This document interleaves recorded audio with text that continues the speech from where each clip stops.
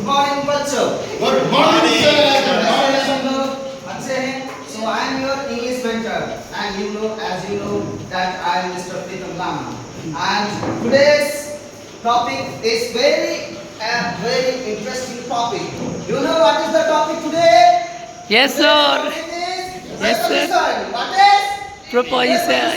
Its topic is preposition. So let's get started without getting any late. Okay? Okay, sir. So shall we start?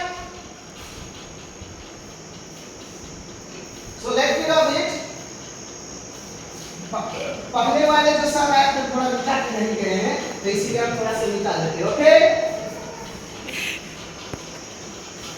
So बच्चों first मैं लिख लेता हूँ preposition. आज का topic क्या है?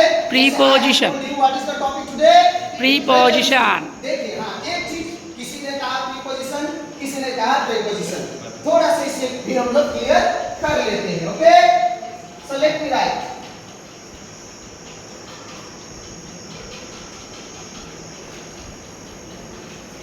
देखिए सबसे पहले इसी को क्लियर करते हैं. कुछ बच्चे कभी कहते हैं प्रीपोजिशन, कुछ बच्चे कहते हैं प्रेपोजिशन, लेकिन इसका सही उच्चारण है प्रेपोजिशन. जैसे देखिए कुछ ऐसे उच्चारण है जिसमें हम लोग प्री करते हैं, जैसे प्री बोर्ड, प्री एग्जाम, लेकिन ये जो उच्चारण है इसमें हम लोग हमेशा क्या कहेंगे? प्रेपोजिशन. प्रे मतलब पहले और पोजीशन मतलब लोकेशन. ठीक है?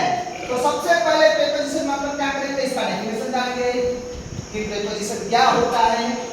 तो प्रेपोजिशन अगर हम लोग जानेंगे, जैसे मान लीजिए जैसे देखिए इसका मैं सबसे पहले परिभाषा लिखता हूं.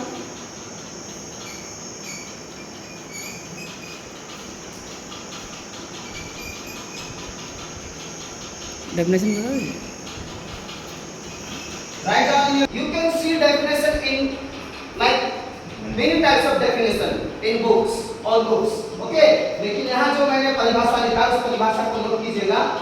A preposition is a word that shows the relation between a noun and pronoun with other words. आप लोग ज्यादातर बुक में देखिएगा या कॉपी में देखिएगा यहाँ तक ही लिखा रहता है, लेकिन मैंने इसके बाद कुछ other words भी लिखे हैं. तो इसके हम लोग एक एक करके जानेंगे कि क्या है preposition. जैसे मैंने what I have told, pre का मतलब क्या होता है? पहले, और position मतलब स्थान, लोकेशन. ठीक है? तो ये क्या चीज का पहले स्थान बताता है, लोकेशन बताता है, इसके बारे में हम लोग चर्चा करेंगे. जैसे preposition is a word that shows the relation between a noun and pronoun. और ये क्या हो गया? ये क्या हो गया? pronoun. इस दोनों के बीच के रिलेशन को कौन दिखाएगा? Preposition. ये तू लगा है. ये क्या है? सर ये क्या है? प्रेपोजिशन है. क्यों? क्योंकि दोनों के बीच के रिलेशन को दिखा रहा है. एक और एग्जांपल लिखता हूं.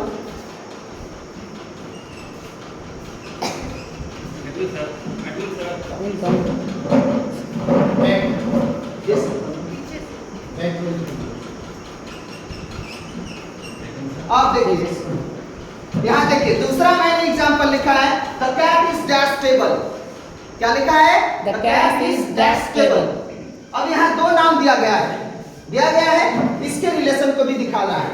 लेकिन देखिए इसके साथ साथ में यहाँ पे ये प्रीपोजिशन क्या करता है? फ्रेज को भी दिखाता है. तो यहाँ पे देखिए दो नाम है. यहाँ पे एक मान लीजिए द कैट है, दूसरा टेबल है. अब इस दो को अगर हम लोग ऐसे ही लिख दे, जैसे हम लोग ने जब प्रीपोजिशन के बारे में जाना है ना, सेंटेंस को सही तरीके से लिखा कैसे जाना.